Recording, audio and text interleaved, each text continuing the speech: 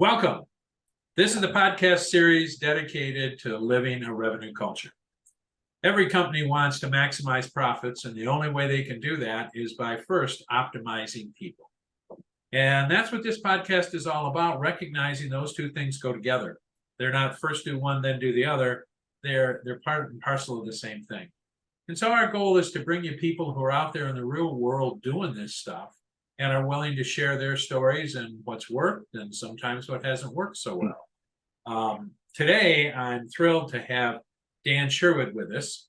I got introduced to Dan about 2 months ago, and his partner, her podcast, Nicole Lane, precedes Dan's, and she and Dan were taking what she was learning going through the TTI SmartRev certification, and they were batting it back and forth and exploring and clarifying and asking great questions. And Dan was her role play partner, and he just became part of our community going through the SmartRev process.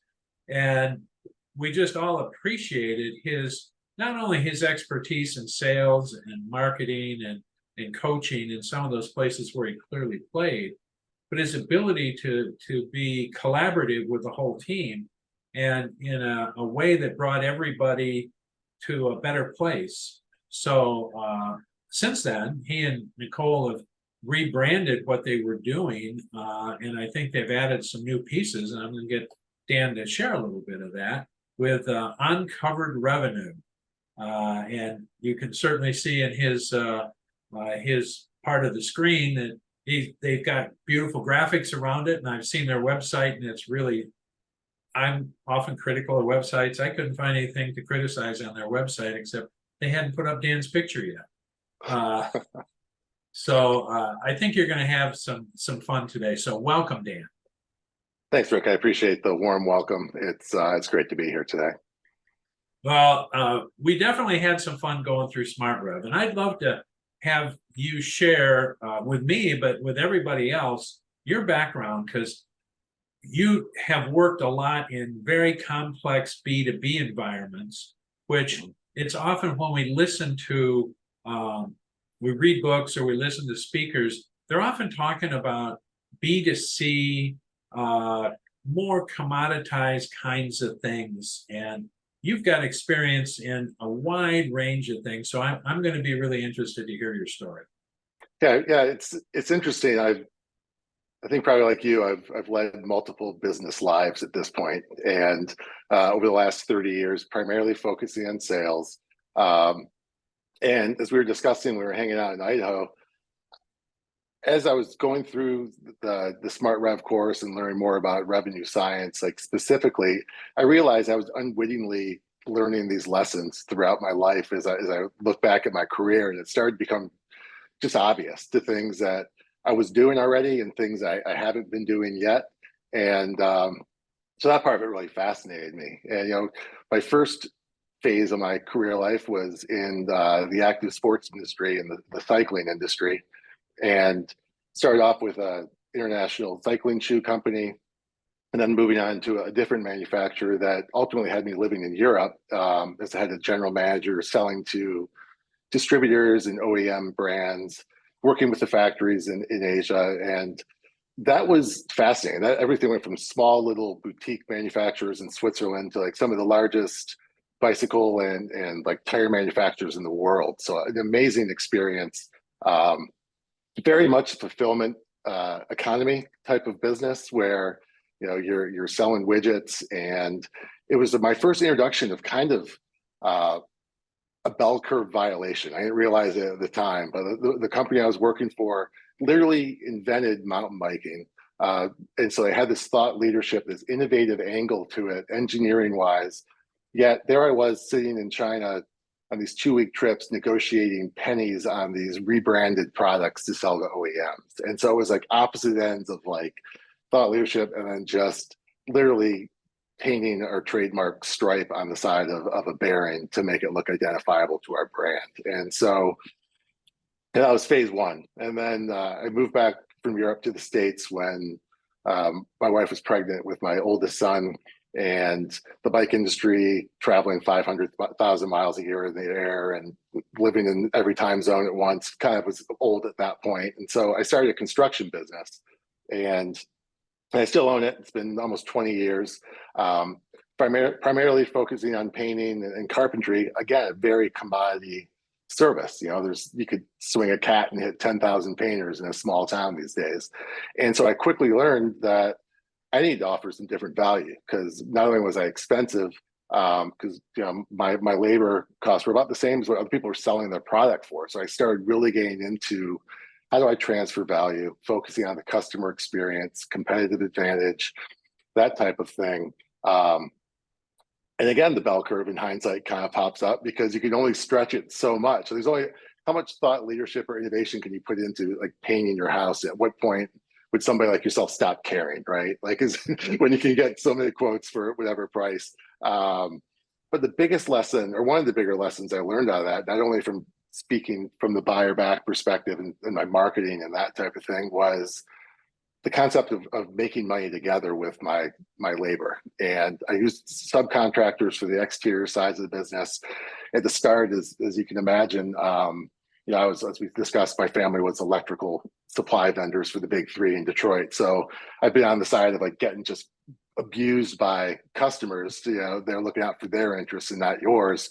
That's kind of how I went with my labor at first in construction, where it was, for Sherwood painting to win, the sub had to lose, and everything else. And then I turned that around, and now like my guys make the best money in town, better than guys that are running their own companies. And as a result, our quality is great. Customers get great experience. My life is easy because they just take everything off my hands. It was like been a revelation. And through my contracting, I got a coach about 10 years in, just to help me out, because I was getting stuck. Like I see small business owners and big business owners, frankly, being stuck all the time these days. And that led me into a passion for helping others. You kind of alluded to it in your intro, the way I engaged with the group out in Idaho. That scratches my itch. Like, that's my purpose on this earth, is to help people. I think you and I share that. And so I started coaching, and group format, and then also doing the highest end one-to-one coaching for the first company I was working for. And the other component of that was sales. So that's when I started thinking about, like, how do I, and again, the retrospective SmartRev smack myself on the forehead of like previewing the outcome to these people.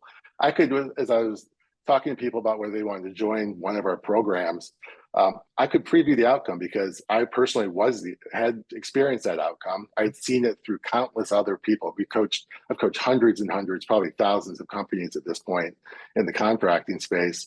And so I was able to really paint the picture of what they could expect at the end of the line. And that made me actually obviously a very effective salesperson. And the fact that I had so much, I could just, kind of my superpower is unpacking where people get stuck. So on the discovery phase of it, it was easy for me to kind of just like let them see a toehold of the future, and then how they can get to it. And so that was a very interesting aspect of that. And so, since Nicole and I are actually involved in another contractor mastermind company, which we're still working on, in conjunction with Uncovered Revenue, and which brought us here. And it's just, for us, it's like Uncovered Revenue is, I've seen so many construction businesses that, and I come across, like you, everywhere I go, I'm analyzing what I'm looking at. Just like I sit in a restaurant and I kind of look at the walls, like, how much would it cost to paint this room? I'm like, and see a business, I just start seeing, how could they improve this business? And I want to do it. So now we're expanding into kind of the broader market, and hopefully spreading our magic there. Wow.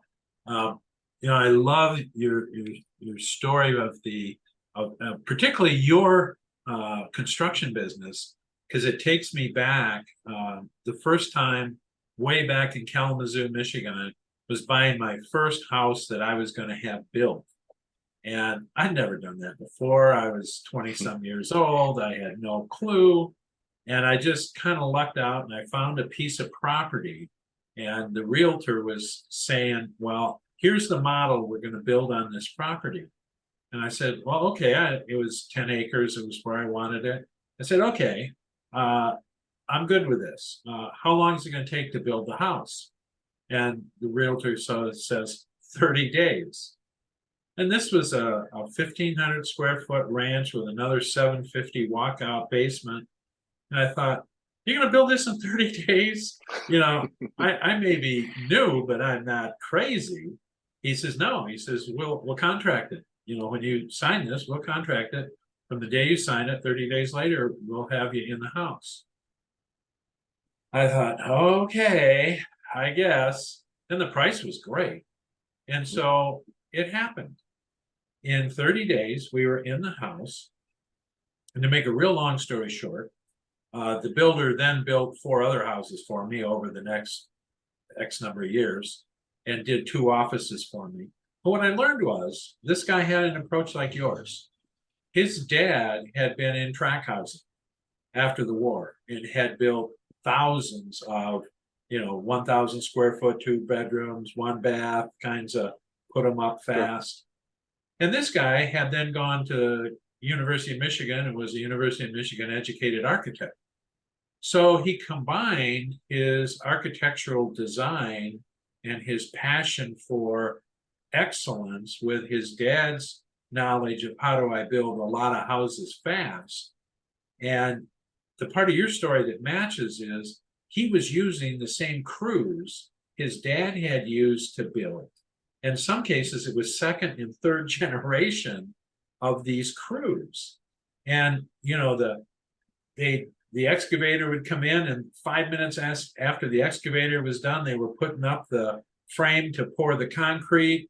And it was like nobody ever had time for a smoke break, a coffee break, and nobody was upset or happy. This is how they made the most money possible because they had no downtime between this job and the next job. And they were busy constantly. And they never had to worry about, well, is the rough work done so the electrician can get in? They knew it was going to be done. And he could build a house. And the second one he built was twice that size. And he says, well, this is going to take 45 days because it's winter. Yeah. He still built a, over 3,000 square foot house in 45 days. And I marveled at all those things you were talking about. And you think about everybody's making a lot more money. The homeowner is in the house faster. Everybody's winning. And it was cool to watch. I mean, great lessons. Yeah, it's it taps into that, having people align behind a common purpose, right? And that's where, when I was dealing with, people kind of marvel at, because I use subcontract labor for my exterior. We worked in a very exclusive, expensive area. We were very expensive in the market. Honestly, we weren't the greatest quality out there. We were really good, but there was better. Like the broke craftsman is always around the corner, right? And so, but when I'm selling these projects, like, the crew has to know exactly what they're walking into. So we set up, this is our standard, this is how we do everything. And so there was just and this is why we do these things. And so there was no disconnect on what I'm talking to the homeowner about and what they're expecting and what the crew's walking into and expecting to do. And it was one of those trials and errors, right, on the bell curve conversation, where I tried to be like, at first, like, no one wants to niche down, right? They're always afraid of, like, oh, my phone's going to ring less, I'm not going to make so much money, whatever. And so in the early days, I'd be working in the really high end towns and then taking work on the other side because I was over capacity on labor and just taking work because I didn't have my true north set up exactly at that point. And suddenly I couldn't have like an A team and a B team because I couldn't control the schedule on which crew was available at any given time. And so I really just narrowed down on what my ideal client is, what my service is, what those people want. And I could almost get it down, like my client avatar is just like crystal clear and very specific. Yeah. It just makes life easy because, like, I know how the conversations are going to go. The guys know how the homeowners are going to act when they show up because, it's like you go to hang out with country club people or yacht club people, you know how they act, versus getting a mix. It's very, the alignment and it's just the clarity of purpose is so important to getting people behind the project and being invested like your example was as well. Like, they know the system. Yep.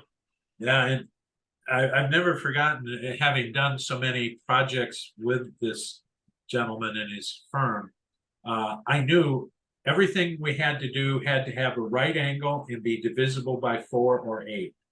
Because it was either going to be a whole sheet of plywood or a half a sheet of plywood, and there Right. was none of this, intricacy that's just kind of cool for the moment, but adds no real value to the place.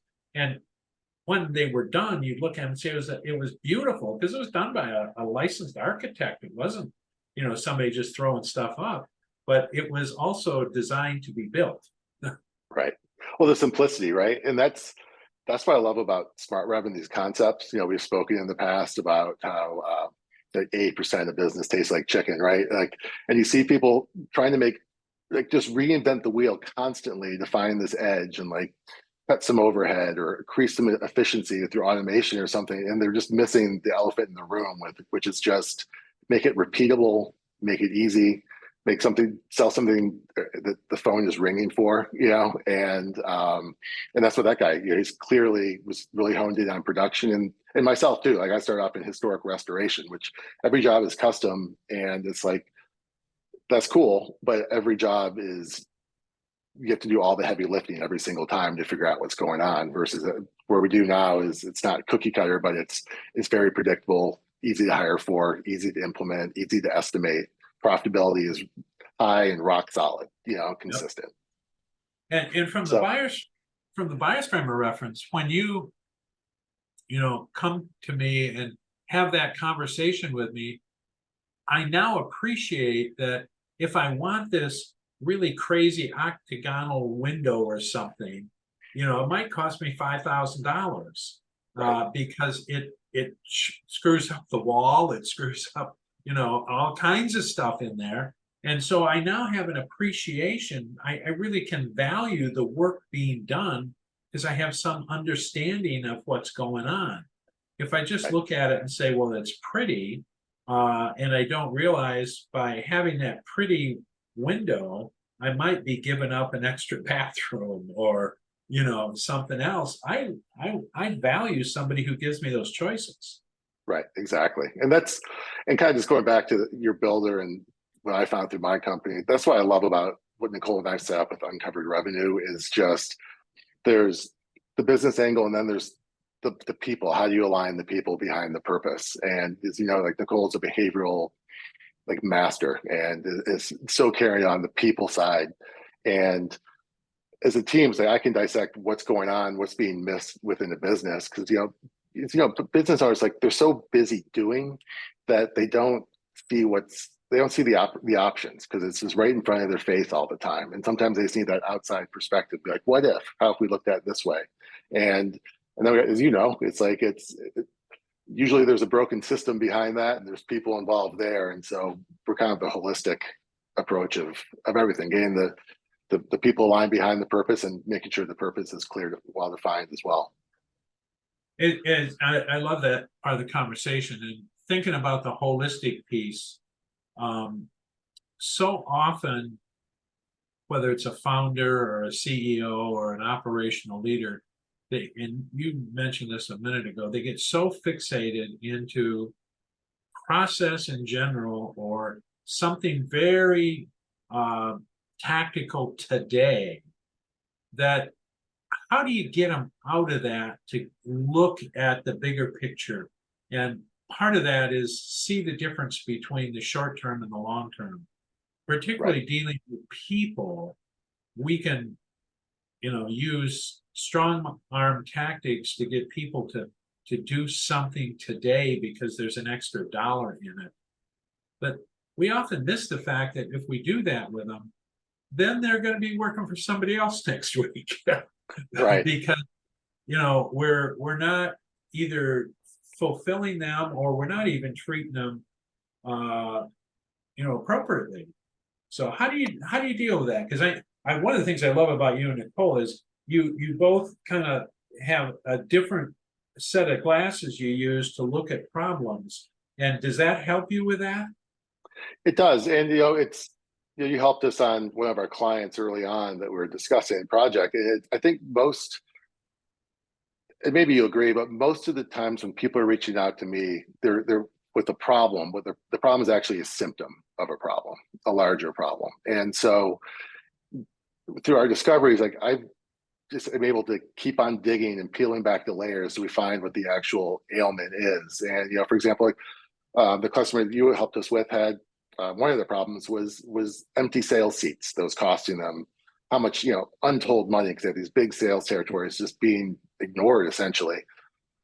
And, he's like, we need to hire salesmen, need to hire salesmen. I'm like, I agree, but why do you have 3 empty territories? And it starts going back, and suddenly, like, their criteria for what a salesman should be is kind of a dinosaur now. Like, they wanted very technical expertise that doesn't exist, and that in combination with the ability to sell. And so, what they need to think long term, like you're talking about, our proposals, like they need to reframe the role of their sales department, what type of person, how they approach their customer, leverage some other interior resources to not just be a seller of kind of a commodity, to being an engineering advisor to their clients, add some serious value that they'll only call these people instead of calling around for price. And so that's that long term. People are looking for, they want to stop the bleeding now, and they don't realize that they've got a bigger issue somewhere else that's going to keep the bleeding that they can't see. And so it's address what they've got, and that's how we have to often get in the room. It's okay, we're going to solve the problem, Rick, that you think is the issue. We do that through a discovery workshop or session, and just through walking them through the concept. Most people just don't hit the pause button in the fury of day-to-day business owning to reflect. We can walk them through, and then they discover that the problem is a symptom and that there is a longer term change. And that's when Nicole really steps into the play there. Like, okay, now we have to realign how our people are engaged and their purposes and everything, because we've outgrown the existing system. Yeah. And particularly in the trades, the challenge is hiring competent people and then getting them to stay. A number of the clients I work with, they're losing people for $1 an hour to another place. How do you, is that an area where you and Nicole are going to be able to come in and help people think about their staff differently and kind of create a different culture? Yeah, it's a lot of time we find people, it's not just in the trades, and a lot of businesses just get absorbed into the wrong part of the business. We find a good human being, which is really what we're trying to hire in the first place. In most things, you can train them what you need them to do, and we place them where we think we need them, but that's not necessarily their strong suit. And I was reading a book recently, and it was about a restaurant I can't remember the name right now. Something Unreasonable Hospitality, I think, is the name of it. He was talking about an employee that just wasn't performing well, and the general manager wanted to fire him. And the guy's like, I think, he's a great person. He's got the great work ethic. Like, maybe he's just in the wrong seat. And they found a different position where that person excelled. And we've come across that in some of our construction clients and other clients as well, where it's just somebody comes in and you realize they're not the right fit. And so one thing we're doing is doing the benchmarking process that through the TTI does, where we sit down, and again, we just did one last week where the owner thought he wanted one thing. By the time we got done with the discovery call, the job description was completely different, much more focused. And then we did the assessments, and I did one of the job assessments just because it was in my lane. And now they've got this evergreen avatar of the ideal client that then, with using a TTI disc assessment, they can tell if this person's actually going to be a good fit. Like, I'm a very low C, like, detail person. I'm more of the visionary, and me in an admin job is an absolute disaster. I can barely manage my own passwords, and so it's but I'm a great guy, and somebody may think they want to give me some career advancement and do me the favor of putting me in a seat that they think is great, but it's not aligned at all with how I behave. So that's what really, when Nicole and I, that's what the real value she comes in, is that we can diagnose problems, we can prescribe some solutions, and then we can make sure the team is where the holes are if necessary, or just align people to their strong suits. Then you play to their strengths rather than trip up on their weaknesses. I really like that story, and I personally relate to it because my undergraduate was cost accounting, was my emphasis, and I'm really a horrible bookkeeper, but I'm a pretty good accountant. But if somebody hired me because I have an accounting background and put me in bookkeeping, if I could make a full week, I'd be shocked Right. because I just am terrible at bookkeeping. I don't like it. It bores me. I don't understand why we really care for 1 penny off. Uh, those things just drive me nuts. But, Right. so that recognizing the right seat is, and the other piece of that, and I'd love you to get your thoughts on it, is the way the world's changing on us today. So many of the jobs that were really critical jobs even 2 years ago, before say 3 years before the pandemic and before ChatGPT, those jobs are fewer and far between, and not nearly as important because there's other ways, if they still exist, there's other ways to do them.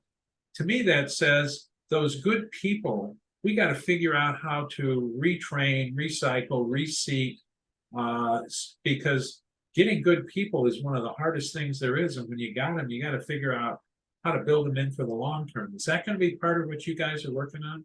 It is, because we're finding as there's a lot of great candidates in the market. People are trying to do more with less when it comes to personnel. And so, we talk about uncovered revenue. It's just, in this economy, or the perception of where the economy is going right now, it's like there's so much money laying around at people's feet that they're not recognizing. And so it's kind of the same thing with people. Like, you've got this talent in your business, and the old school thinking is like, let's silo everybody and let them do their thing. Where it's like, you have to have one hand's got to be shaking the other. And I kind of think of it in I saw it in the marketing in the sports industry. Like, when I was dealing with Europe, we're dealing with Californians is where my company was, and they had this idea of what mountain biking was in their world. And I'm like, the Europeans have a very different view of where they're at with this. And so I'm the boots on the ground trying to sell them these distributors and these manufacturers, and I'm trying to tell them what the market is asking for and what I can sell, and they're kind of dictating what needs to happen. And I was like, we really had to cross blend. And I was like, at some point, I'm like, I get the marketing guys. I'm like, come ride with me.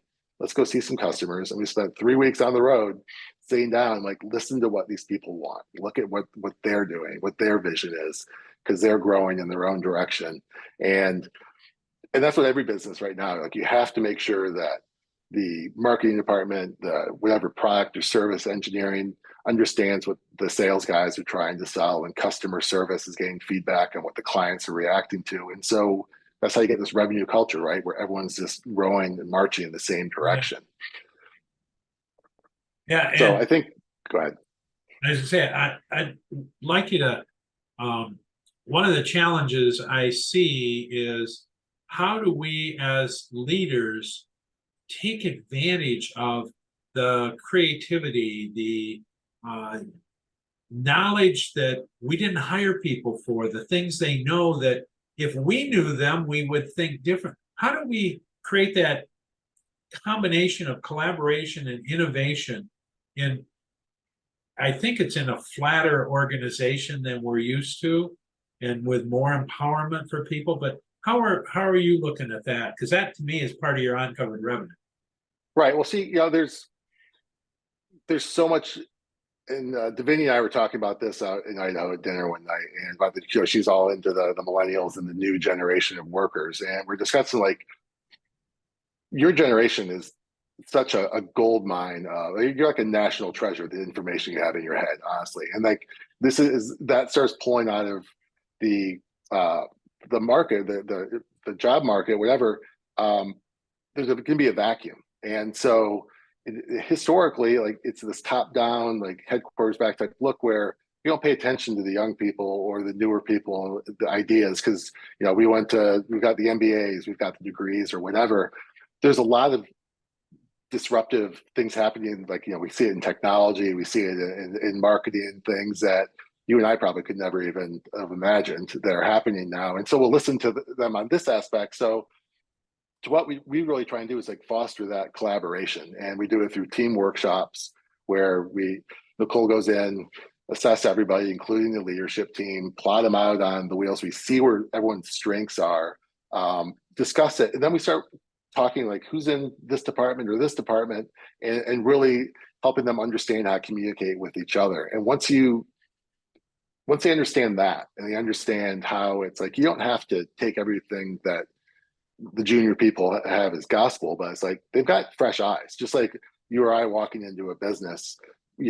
Like the customer knows their business, everything, but it's like we see the blind spots because we're not blinded by them. We're not like in the thick of it every day. We got that objectivity. And so that engagement, the team workshop that Nicole does, is really a great way to kind of break the ice and kind of get more of that collaborative, just to let people be heard. And that helps with the culture of with retention.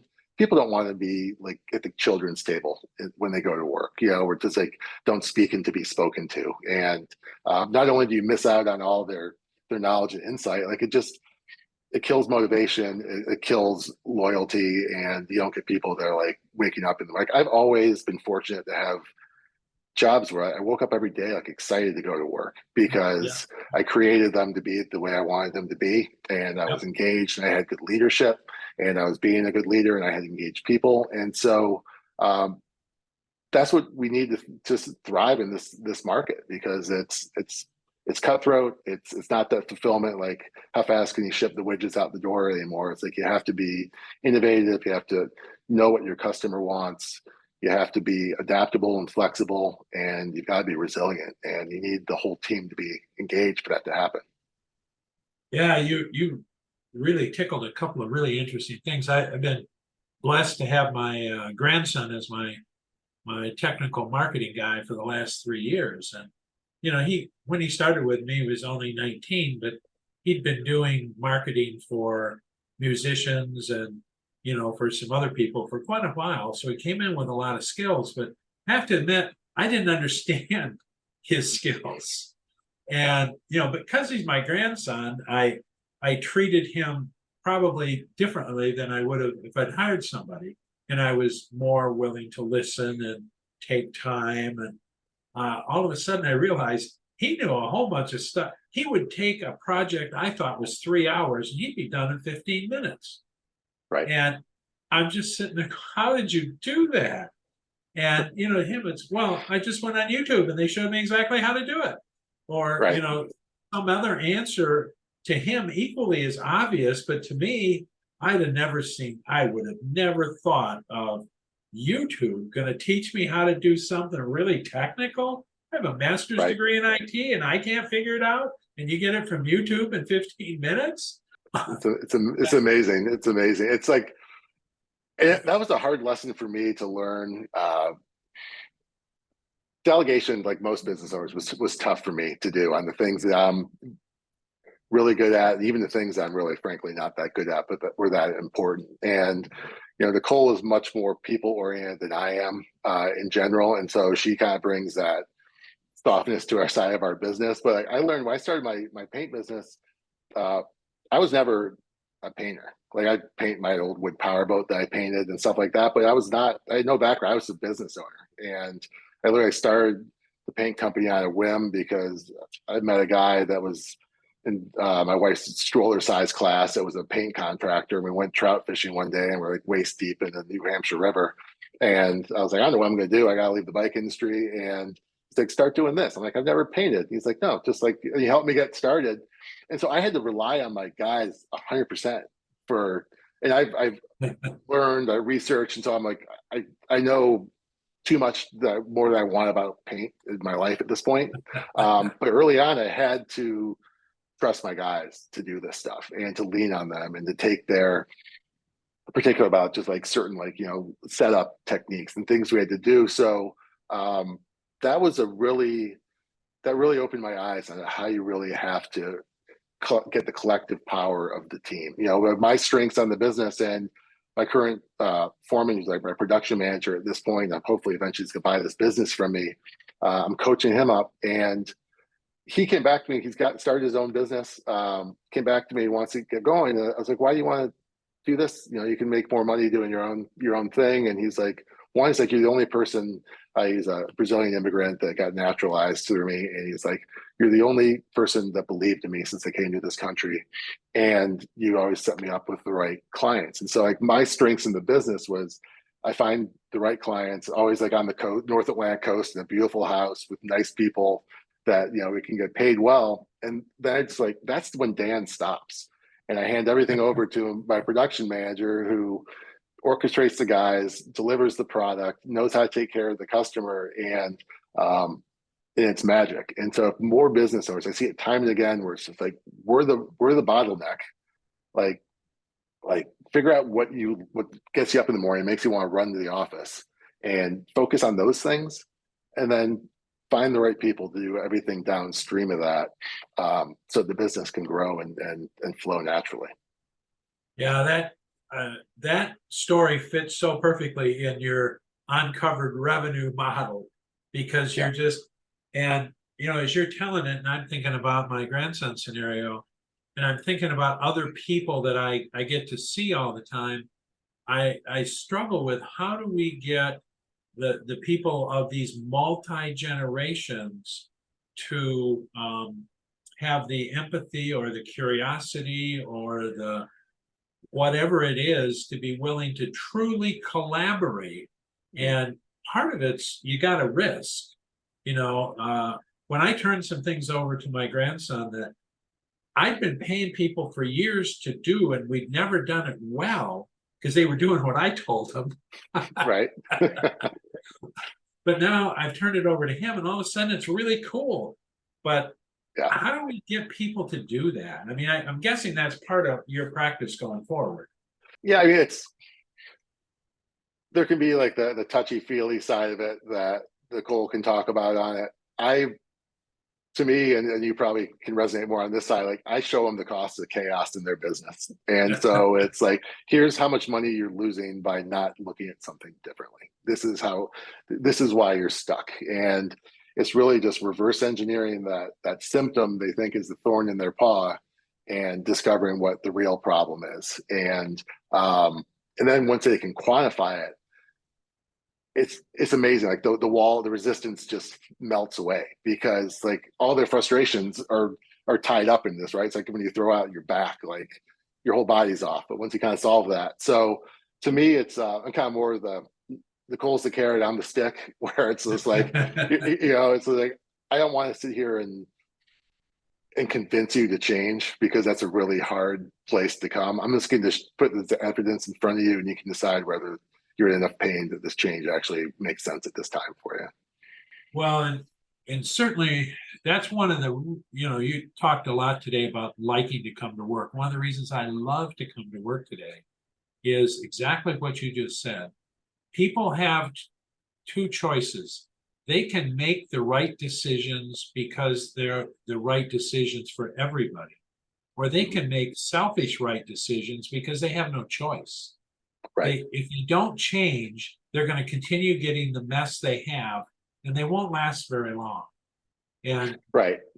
they certainly won't get the retirements they want. Their business won't be worth what they hope it will when they go to sell it. And they're going to be miserable between now and then.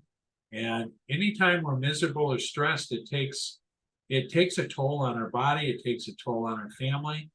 And so we're at a point in history where they've got to change, or they're short time. And that's part of the excitement for, I think, you and me. It is, yeah. And it's funny, speaking about change. Nicole saw you speak at the TTI event in South Carolina. Was that in June or something like that? And I wasn't there, but she kept messaging me like, oh, this guy Rick was talking and about selling, and she came back just like with her hair on fire about, I need to sell. And she was terrified of presenting pricing or anything of selling. Just like, I think she couldn't see how she could be asking for money and helping at the same time, which it was never been a problem for, I think, either of us. But it was this huge mental block that she had. And as I mentioned out in Idaho, it's like the transformation that she's gone through is like, it's amazing. And this is when you talk about the revenue culture, like having to be your whole organization be in alignment. Like there's only two of us. So it's easy to say an uncovered revenues case here. But now when I'm building out our workshops and our programs and things, and like she understands it when she's selling to problems and proposing things. It's like she's doing it in a way that can monetize and that there's value and it's causing this problem and that the customer can see it. And that goes down to just phasing big projects that like the first thought of the owner was like, this is overwhelming. I can't do it. And we're like, no, we got it. And we're going to walk you through it pace by pace, but we're going to do it in a way that's easy to get paid too, right? Where it's like, okay, phase one is done. And it's this like giant, amorphous project. And Yep. so having her on board with that, even though I still have to fight her to sell at this point. Honestly, it's kind of funny. Like she just wants to keep doing it. I'm like, I kind of like the adrenaline rush is telling Nicole, like, can you please put me back in the game here? But it's been fun to watch because it just makes everything we're doing better and cohesive. Like she understands me. She actually understands what I'm telling her. Like, hey, here's how we want to build it out here because I do a lot of the discovery stuff. And so it's amazing. And so that like, everybody has to change. And I had to learn to delegate sales to her even, it's very, but she just know it's like, we live in this fluid world and you can hang on and fight it, or you can see the gaps and go into it. Like Gretzky always says, like, skate to where the puck's going. And Yep. it's like, you've got to do that in business and just always, every day is like, what's the best solution for today and this problem that's in front of me? And it may not be you, maybe the person at the next desk, or maybe you're speaking to a different part of a company, a different buyer, and maybe somebody else entirely that speaks that language. Yeah. Great. So we're we're already almost to the end of our time, but I've got a couple of things I want to ask you. One, Sure. what's your advice for two parties? One, the new party coming into their career. They're 20 something and they're just getting started. What advice do you have for them? And then the second part of it is, what advice do you have for the leaders, the senior people that are in the last third of their career, and they want to have a lot of fun finishing it out? So what's your advice for those two groups?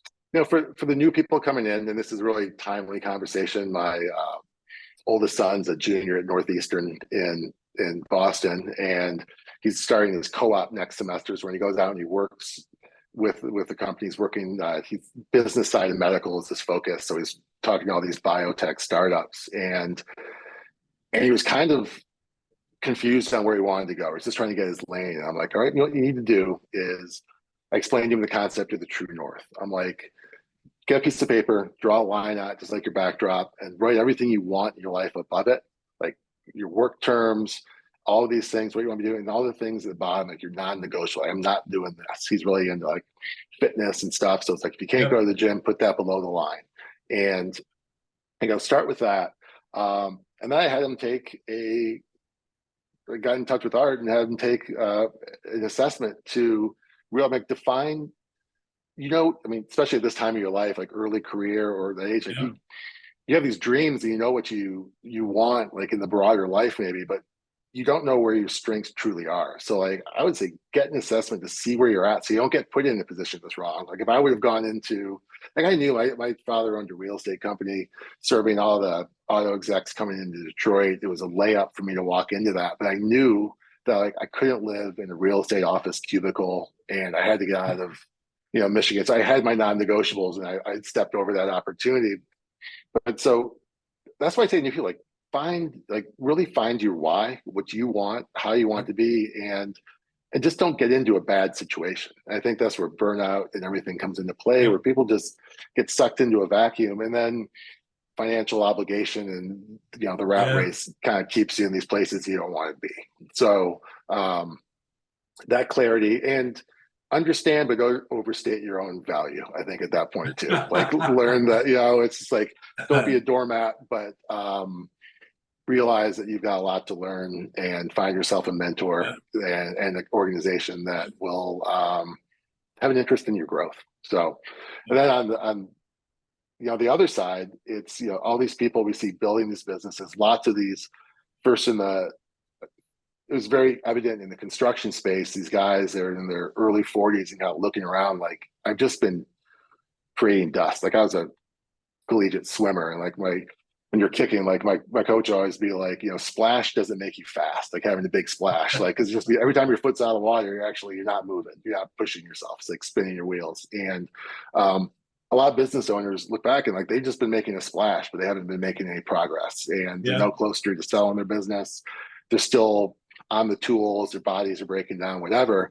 And then I see in bigger companies like that $40 million company we're talking to you about is the same situation where it's just like they're solving the same problem every day. It's like Groundhog Day. And so for those people, I would really say like you need a new operating system with how you look at your business and how you look at your people at that point, because like the same results, the efforts aren't going to get you anywhere different. And so it's for them, like look at the business, look objectively what the problems are, whether it's through somebody like us or themselves or somebody in their company, and do something different. Like it doesn't work. You've probably got decades of proof of it at this point. Yeah. And so and you're probably still paying for it. You're probably still paying for it. So it's just like recognize, just be humble, be objective, and get the right people. Yeah, either optimize the people you've got in your business currently, or bring the right ones in. I really like your get a new operating system, and I'm a history freak, and if I think back, if you just go back to the early 1800s, the operating system of business was, okay, whose house can I see that I can walk to and do business with? And then you fast forward 50 years later, and well, we can get on a train and we can get to them and we can send them a telegraph. And then you fast forward another 25 years and it's, well, we got phones, and, the way we hire is different. The way we actually have a supply chain. And, then you fast forward to the end of last century and we got computer things going on. And today we're in a completely different requirement for a business model and operating system that even from 25 years ago. So I love your advice to get a different operating system. Yeah, we had that conversation before about being both from Detroit, Michigan. The auto industry is like the classic example of that. Like I remember the day that first Honda Civic showed up on the streets, and just the way everybody scoffed at it, it was like the whole total length, like the size of the hood on a Lincoln Continental or something at that time. Yep. And like, this will never sell. Nobody wants it. And I'm like, the times are changing, and it's, and that big three, they needed a new operating system. They had a whole new competitor suddenly. And it took them a while to get past their egos and get on that bus. But that's where most of these businesses are at. And it's just, if you've been in business, I think over 10 years, it's like things have changed considerably. The marketing landscape, just for example, has changed. Like the buyer leverage, between like the employee leverage on the job market, the client based on supply, and in your niche, is like it's so dynamic that if you're not, you could be in some trouble.